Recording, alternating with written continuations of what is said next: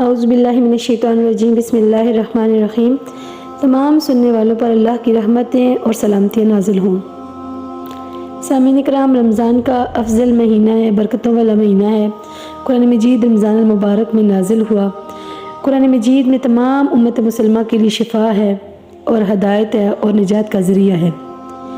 اب جن لوگوں کو نظر لگتی ہے، جو لوگ بار بار نظر بد کا شکار ہوتے ہیں، اس چیز کا تو ہم انکار نہیں کر سکتے کہ نظر بد ہمیں نہیں لگتی۔ نظر بد ہر انسان کو لگ سکتی ہے۔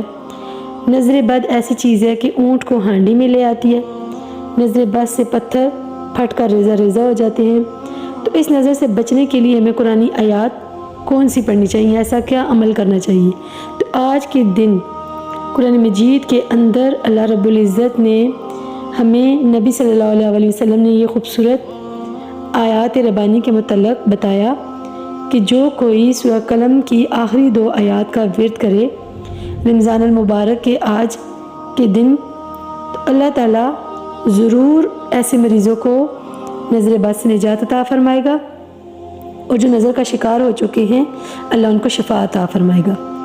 تو وہ کون سی آیات ہیں؟ سورہ قلم کی آخری 2 آیات، آیت نمبر 51، آیت نمبر 52 کا 7 دفعہ یا 33 بار یا پھر 77 بار ورد کر لیں اور ایک پانی کی باٹل دم کر لیں۔